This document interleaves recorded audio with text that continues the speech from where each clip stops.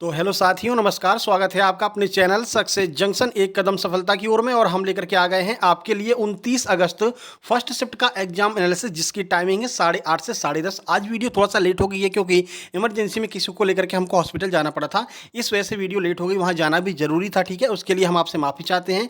बाकी आज का शुरुआत करते हैं। प्रशांत पंडित जी ने 84 नंबर लेकर के आए हो। काफ़ी सारे प्रश्न हमारे पास से भेजे हैं। ये प्रतापगढ़ उत्तर प्रदेश के निवासी हैं। 84 नंबर रीवा में इनका सेंटर था। बहुत बहुत धन्यवाद आपका। योगेंद्र जी के 78 नंबर आए हैं और इन्होंने भी काफ़ी सारे क्वेश्चन हमारे पास में भेजे हैं। तो चलिए बिना समय गए हुए शुरुआत करते हैं। वीडियो को लाइक कर दीजिए और चैनल को सब्सक्राइब करके नोटिफिकेशन बेल जरूर दबा लेंगे। थोड़ी सी स्पीड हमारी आज तेज रहने वाली है क्योंकि वीडियो अपना लेट हो गया, ठीक है। चलिए देखते हैं, भारत की सबसे लंबी सीमा रेखा किस देश के साथ में बनती है? तो बांग्लादेश के साथ में भारत की सबसे लंबी सीमा रेखा बनती है। देखिए, तो भारत की सबसे लंबी स्थलीय सीमा रेखा बांग्लादेश के साथ में साझा करता है। भारत की जलीय सीमा कितनी है? तो 7516.6 किलोमीटर भारत की जलीय सीमा है, जो 13 राज्यों और केंद्र शासित राज्यों में जो है आपकी जलीय सीमा है, ठीक है। कितने राज्यों? 13 राज्यों और केंद्र शासित राज्यों को मिलाकर के आपकी जलीय सीमा बनती है।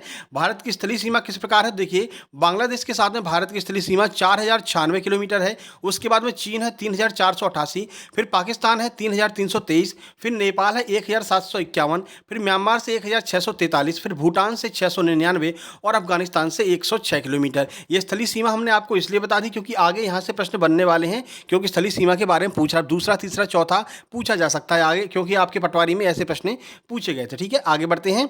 अगला प्रश्न है, कटहल किन दो देशों का राष्ट्रीय फल है? तो बांग्लादेश और श्रीलंका का राष्ट्रीय फल है कटहल। देखिए, कटहल बांग्लादेश और श्रीलंका का राष्ट्रीय फल है, जबकि भारतीय राज्यों केरल और तमिलनाडु ने भी अपने राज्य फल के रूप में कटहल को दर्जा दिया है। तो केरल और तमिलनाडु के राज्य फल है और बांग्लादेश और श्रीलंका का ये राष्ट्रीय फल है, ठीक है। आगे बढ़ते हैं।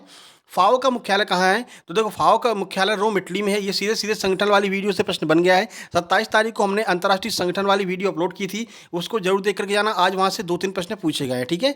देखिए, बता देते हैं। तो खाद्य एवं कृषि संगठन, जिसे हम अंग्रेजी में फूड एंड एग्रीकल्चर ऑर्गेनाइजेशन कहते हैं, तो यह एक अंतर्राष्ट्रीय संगठन है जो कृषि उत्पादन, वानिकी और कृषि विपणन से संबंधित शोध विषय का अध्ययन करता है। यह संगठन खाद्य एवं कृषि संबंधी ज्ञान और जानकारियों के लिए आदान प्रदान करने का मंच भी है। इसका मुख्यालय कहाँ पर? तो रोम इटली में इसका मुख्यालय फाओ का, ठीक है। चलिए आगे बढ़ते हैं और देखते हैं अगला प्रश्न। जापान के किस प्रधानमंत्री को भारत के द्वारा पद्म विभूषण दिया जा चुका है? पहले भी अपने पुरस्कार वाली वीडियो में इसके बारे में आपको हम बता चुके हैं। तो शिंजो आबे जो है वो आपके जापान के ऐसे प्रधानमंत्री हैं जिन्हें यह पुरस्कार दिया गया। तो जापान के पूर्व प्रधानमंत्री शिंजो आबे को लोक सेवा के लिए पद्म विभूषण सम्मान से सम्मानित किया गया था, ठीक है। उनके कार्यकाल में भारत और जापान के जो आपके रिश्ते हैं उनमें काफ़ी अच्छा जो है उन्नति हुई थी, इसलिए जो है इनको यह पुरस्कार दिया गया था। 2011 में कौन से जिले की जनसंख्या सर्वाधिक थी? तो मध्य प्रदेश के ठाणे जिले की जनसंख्या जो है वो 2011 की जनगणना के अनुसार सर्वाधिक आबादी वाला आबादी वाला कौन सा जिला है? तो महाराष्ट्र का ठाणे जिला जो है वो सर्वाधिक आबादी वाला जिला था। अगला देखिए, भारत की पहली जनगणना कब हुई थी? यह आपको पहले भी हम करा चुके हैं। 1872 में भारत की पहली जनगणना हुई थी। देखिए, आधुनिक भारत में जनगणना की शुरुआत के संबंध में उन्होंने बताया कि वर्ष 1872 में पहली जनगणना हुई थी, लेकिन प्रथम समकालीन जनगणना की शुरुआत 1881 से हुई, ठीक है। मुख्य रूप से बात करें तो 1881 से हुई थी। अब आपको ऑप्शन में देखना पड़ेगा कि क्या दिया था, 1872 या फिर 1881, ठीक है। स्वतंत्र भारत की पहली जनगणना 1951 हुई थी। 3 डेट आपको याद रखनी है। पहली का हुई 1872 में, लेकिन सिस्टमेटिक ढंग से कब से शुरू हुई? 1881 से। स्वतंत्र भारत में कब हुई? 1951 में। ये तीनों डेटा हमने आपको बता दिया है। आगे यहाँ से और प्रश्न बन सकते हैं। भारत की सबसे प्रसिद्ध एवं सबसे उच्च श्रृंखला कौन सी है, जहाँ पर सर्वाधिक उच्च आपकी चोटियाँ पाई जाती हैं? तो हिमालय पर्वतमाला। देखिए, हिमालय पर्वत श्रृंखला को पहाड़ों का निवास स्थान माना जाता है और यह दुनिया की सबसे छोटी और सबसे ऊंची पर्वत श्रृंखलाएं यहीं पर विद्यमान है, ठीक है। हिमालय पर्वत की लंबाई 2500 किलोमीटर तक है। यह उत्तर में जम्मू कश्मीर से लेकर के पूर्व में अरुणाचल प्रदेश तक फैला हुआ है और सबसे लंबी चोटी, सबसे बड़ी चोटी, सबसे ऊंची चोटी, ये सारी चोटियां हिमालय पर्वतमाला में पाई जाती हैं। हिमालय को नेपाल में क्या कहते हैं? यह प्रश्न पूछा जा चुका है। तो हिमालय को नेपाल में सागर माथा के नाम से जाना जाता है, माउंट एवरेस्ट को, ठीक है। हिमालय को नहीं, माउंट एवरेस्ट को नेपाल में सागर माथा के नाम से जाना जाता है, आपको याद रखना है। आगे बढ़ते हैं। अगला देखिए, मध्य प्रदेश का कौन सा ऐसा सम्मान है जो पहले शास्त्रीय सम्मान दिया जाता था, शास्त्रीय संगीत में, फिर रंगमंच में भी इसको दिया जाने लगा? तो कालिदास सम्मान है जो इन तीनों क्षेत्रों में दिया जाता है।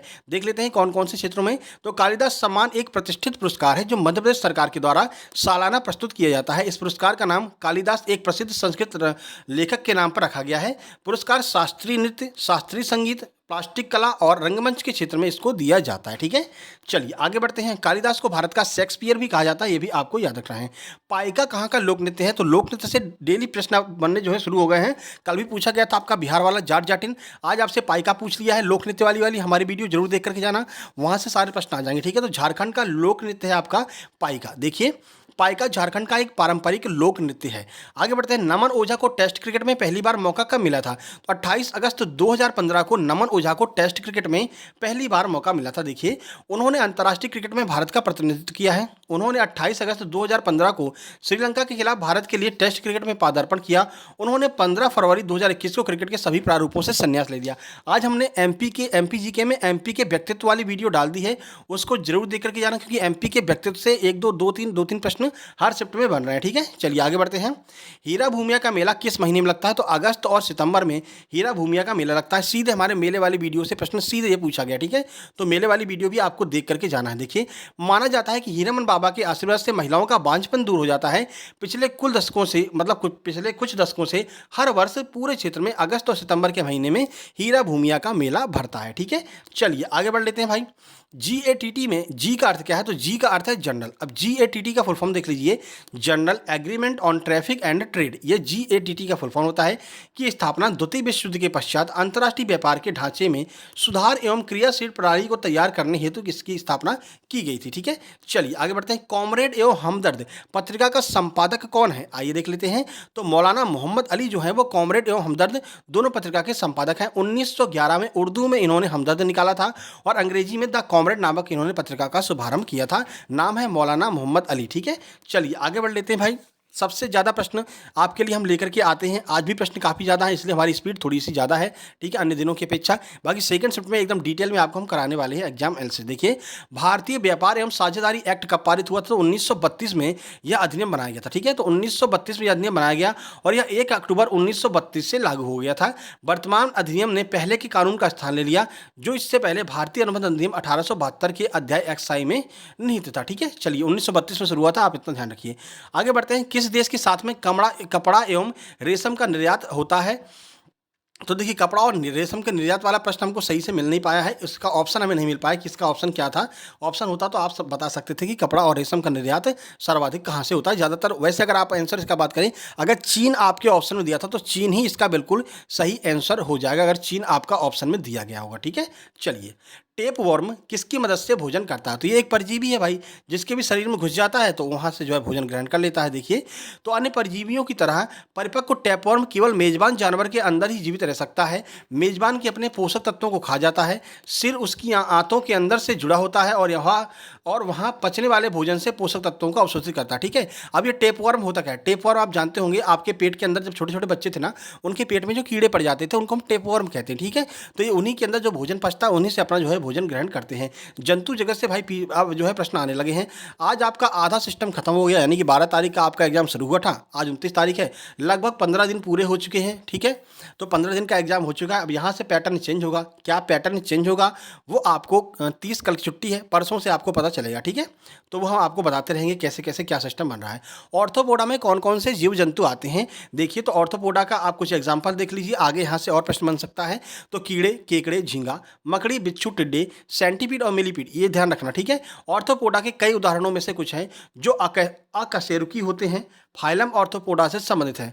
अकशेरुकी वे प्राणी हैं जिनकी रीढ़ की हड्डी नहीं होती है। ठीक है, तो यहाँ से प्रश्न आपकी जंतु जगत से बन रहे हैं, इसको पढ़ करके आपको जाना है। देखिए, नोबेल पुरस्कार 2023 किसे मिला है? अब ऑप्शन तो नहीं हमारे पास में, और ये नोबेल पुरस्कार 2023 वाला हम पहले अपनी एग्जाम एनालिसिस में करवा चुके हैं, शायद परसों के एग्जाम एनालिसिस में। ठीक है, वैसे आप गूगल पर सर्च कर लेना 2023 का नोबेल पुरस्कार किसे मिला है, काफ़ी सारे लोग हैं उसमें। ठीक है, उसको देख करके जाना, इससे पहले एग्जाम एनालिसिस में हम इसका वीडियो करा चुके हैं। ठीक है, नोबेल वाला।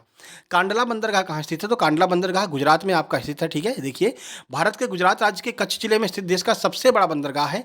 आयात निर्यात से पूरे विश्व के साथ जुड़ा हुआ है। कांडला बंदरगाह का प्रशासन कांडला पोर्ट ट्रस्ट के हाथों में है। ठीक है, चलिए फिर से माफ़ी चाहते हैं, थोड़ा स्पीड तेज़ है क्योंकि अपनी वीडियो आज लेट हो गई है। सेकंड शिफ्ट का एग्जाम एनालिसिस बिल्कुल डिटेल में करवाएंगे, 4:30 पौने 5 के आसपास वो वीडियो आ जाएगी, ठीक है। चलिए सीधे मैथ की ओर चलते हैं। देखिए तो मैथ के कुछ ही प्रश्न हमारे पास में आ पाए हैं। त्रिभुज के दो भुजा का योग डैश होता है, ये ऐसा दिया था। 100 वस्तुओं को 100 रुपये में खरीदते हैं एवं 80 वस्तुओं को 80 रुपये में खरीदते हैं। यदि 40 वस्तुएं खराब हो जाती हैं तो बची वस्तुओं को 2000 रुपये में बेचने पर कितना लाभ होगा, यह आपसे पूछा गया था, ठीक है। बाकी प्रायिकता से एक प्रश्न जो पूछा गया था वो आपका बिल्कुल इसका आंसर सही दिखाई नहीं दे रहा था क्योंकि ऐसे दिया था 2C1 अपॉन 26C2, लेकिन बीच में ऐसे कटा हुआ था तो आंसर सही दिखाई नहीं दे रहा था। तो ये आपका इसको एक आपका बोनस अंक मिल जाएगा, ये प्रश्न गलत था, ठीक है। बाकी आज नावधारा से एक प्रश्न पूछा है, व्रत के कोण से एक प्रश्न है, टाइम डिस्टेंस से 3 प्रश्न है, ट्रेन से आपका 2 प्रश्न है, 4-5 प्रश्न बॉडमास से पूछे जा रहे हैं, ठीक है। अलजेब्रा के 2 प्रश्न, घातांक करने से आपका 1 प्रश्न आ रहा है। बाकी वही पूरा पुराना सिस्टम है, एलसीएम एचसीएफ से 3 प्रश्न, परसेंटेज से 4 से 5 प्रश्न। हाँ लेकिन आज सीआई से भी प्रश्न पूछे गए हैं, 2 सीआई से 2 एसआई से। भाई सीआई चला गया था कहीं घूमने, चाय वाय पीने चला गया था, लौट के आ गया, ठीक है। तो सीआई से प्रश्न बनने शुरू हो गए वापस से। प्रॉफिट लॉस से 3 से 4, सिंप्लीफिकेशन से 2, मिक्सचर एलिगेशन से 3, आयु से 2, मेंसुरेशन से 2, एवरेज से 1 और रेशियो से 2 से 3 प्रश्न, ठीक है। चलिए रीजनिंग की ओर चलते हैं। रीजन में क्वेश्चन पूछा गया था कि 26 जनवरी से लेकर के 23 सितंबर के बीच में कुल कितने दिन होंगे। अब आप इसका आंसर निकाल लेना और कमेंट बॉक्स में कमेंट कर देना, ठीक है।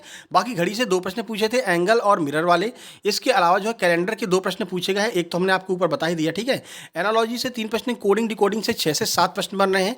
2 प्रश्न आपके डाइस से बन रहे हैं। इनइक्वलिटी का प्रश्न इस शिफ्ट में भी नहीं पूछा गया, यानी इनइक्वलिटी गई, हो सकता है चाय पीने गई हो वापस आ जाए, कुछ भरोसा नहीं है, ठीक है। जैसे सीआई वापस आ गया। मैथमेटिकल ऑपरेशन से 2 हैं, सिटिंग अरेंजमेंट का कोई प्रश्न नहीं है, ठीक है। और सिटिंग का कोई प्रश्न नहीं है, डायरेक्शन से 2 प्रश्न है, ठीक है। और आगे बढ़ लेते हैं भाई, आइदर और नाइदर और, या तो यदि तो से कोई प्रश्न नहीं है। अब 30 तारीख के बाद क्या सिस्टम बनेगा वो हम 30 तारीख के बाद आपको बताएंगे, ठीक है। मिसिंग लेटर के 3 प्रश्न है, ठीक है, ये आपको देखना है। 30 तारीख कल आपकी 30 तारीख है, 30 तारीख में हम क्या करने वाले हैं, तो अब तक साइंस के जितने प्रश्न आए हैं 12 तारीख से अब तक, ठीक है, वो सारे प्रश्न एक साथ में एक वीडियो लेकर के आएंगे कल सुबह। उसके बाद में जीके जीएस एमपी जी के इन तीनों के अभी तक जितने भी प्रश्न 12 तारीख से लेकर के अब तक आए हुए हैं सबको एक साथ में कंपाइल करके एक वीडियो लेकर के आएंगे। तो आपका पूरा रिवीजन भी हो जाएगा और आपको आइडिया भी लग जाएगा मैथ रीजनिंग के कौन कौन से टॉपिक आगे बन सकते हैं, वो भी हम लेकर के आएंगे। तो कल आपके लिए 3 वीडियो आने वाली हैं, कोई एक टॉपिक का वीडियो ले आएंगे। अब जो भी आप वीडियो चाहते हैं कमेंट बॉक्स में कमेंट कर दीजिए, क्योंकि जो भी वीडियो बना रहे हैं भाई वहाँ से लगातार प्रश्न पूछे जा रहे हैं। मेले का बना दिया, वर्ल्ड हिस्ट्री का बना दिया, ठीक है, और आपका लोक नृत्य का बना दिया, नदियों का बना दिया, और आपका पॉलिटी नहीं क्या कहते हैं उसको, करंट अफेयर, ठीक है, और आपका इकोनॉमिक्स का जितने वीडियो बनाए हैं हर वीडियो में से आपको प्रश्न यहाँ पर देखने को मिल रहा है, ठीक है।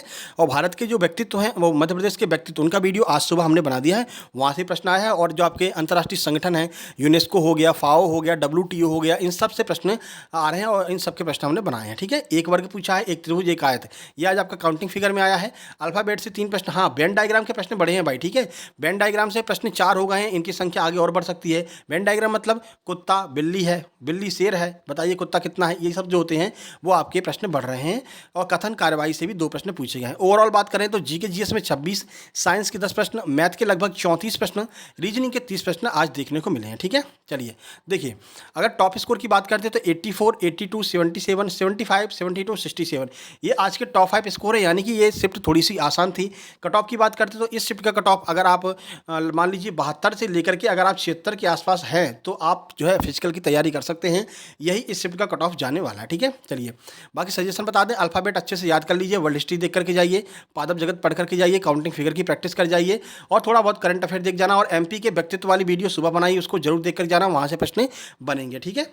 चलिए बाकी सेकंड शिफ्ट का एग्जाम मैसेज 4:45 या 5 बजे के आसपास आपके पास में आ जाएगा, ठीक है। आज थोड़ा इमरजेंसी में कहीं जाना पड़ा इसलिए वीडियो लेट हो गया, ठीक है। ये टेलीग्राम चैनल है, यहाँ पर आपको जो है PDF मिल जाएगी। हमारा दूसरा टेलीग्राम चैनल है जहाँ पर हम आपको फ्री में स्टडी मटेरियल प्रोवाइड कराते हैं, दोनों की लिंक डिस्क्रिप्शन बॉक्स में दी गई है, दोनों को आपको ज्वाइन कर लेना है। वीडियो पसंद आ गया लाइक कर दीजिए, शेयर कर दीजिए, अपने मित्रों के पास में पहली बार आए तो सब्सक्राइब करके नोटिफिकेशन बेल जरूर दबा लेना। आज थोड़ा सा स्पीड तेज थी, उसके लिए भी माफ़ी चाहते हैं।